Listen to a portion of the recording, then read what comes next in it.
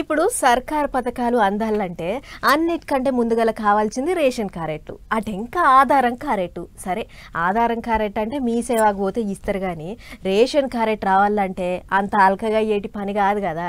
Government వాళ్ళు ఇస్తేనే కారెట్లు, లేకుంటే లేదు. రేషన్ కారెట్ల కొరకు ఏళ్ల కమానం కెంచి అర్జీలు పెట్టుకోంగా ఇన్నాళ్లకు పబ్లిక్కు రేషన్ కారెట్లు వచ్చేటి భాగ్యం దొరికింది.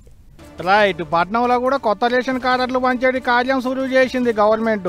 ఇంత మునిపే అంటే ఓ 3 వారాల కింద సూర్యాపేట జిల్లా తిరుమలగిరిలో మీటింగ్ పెట్టి జిల్లాలలో ఇచ్చేటి రేషన్ కార్డులను విడుదల చేస్తే ఇప్పుడు పట్నంలో ఉన్న ముషీరాబాద్ లో ఓ ఫంక్షన్ హాల్లో మీటింగ్ పెట్టి మంత్రి పొన్నం ప్రభాకర్ సారే దగ్గరుండి పంచిపెట్టిండు కూపన్ కార్డులు. ప్రజాపాలన ప్రగతి బాట పేరుతో రాష్ట్రం అంతా కూపన్ కార్డులు పంచేటి కార్యం అన్నట్టు. ఇంటి ఆమె పేరు మీద ఉంటది కొత్త రేషన్ కార్డు. నెంబర్ కొడితే చాలు ఇంటి వాళ్ళ వివరాలన్నీ వస్తాయి. అందులో పట్నంలో ఉన్న 15 నియోజకవర్గాలలో 55,000 కూపన్ కార్డులు పంచి పెడుతున్నాం అనేది గవర్నమెంట్ వాళ్ళు అంటున్న మాట. ఇంకో 1,00,000 కూపన్ కార్డులు ఇచ్చేటి ఇకమతి చేస్తున్నారట. దాని మీద ఇప్పటికే వివరాలు తీసుకునేటి పనిలో పడ్డలాట కూడా అధికారులు.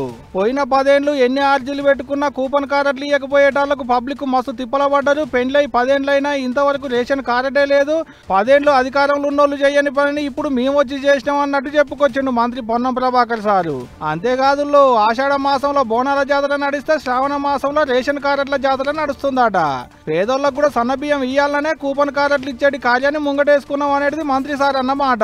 ఇది ఒకటే కాదు, 200 యూనిట్ల ఉచిత కరెంటు, 500కే గ్యాస్ సిలిండరు, అమ్మలక్కలకు ఆర్టీసీల పుక్కట్లనే బస్సు, రైతులకు రైతు భరోసా, రుణమాఫీ, సన్నోట్లకు 500 రూపాయల బోనసు, నియోజకవర్గానికో 3,500 ఇందిరమ్మ ఇండ్లు, ఇప్పుడు కూపన్ కార్డులు. ఓ ఇట మస్తు పథకాలు పట్టుకొచ్చినాం అనుకొచ్చిండు. అయితే పల్లెలలో ఉండేటి పబ్లిక్ కు పొలం అయితే 3.5 ఎకరాలు, శెలకైతే 7.5 ఎకరాల లోపల ఉండాలి. పట్నం పబ్లిక్ కేమో ఏడాది ఆమ్దాని 2 లక్షలే ఉండాలి.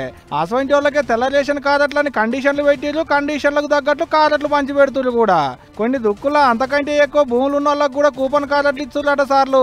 50 ఎకరాలు 100 ఎకరాలు ఉన్న వాళ్ళకు కూడా కూపన్ కార్డులు ఇచ్చిర్రట. మరి గాదాని మీద కూడా ఓ నజరేయి, లేకుంటే పేదోళ్లకు నష్టం జరుగుద్ది అని అంటున్నారు తెలంగాణ పబ్లిక్.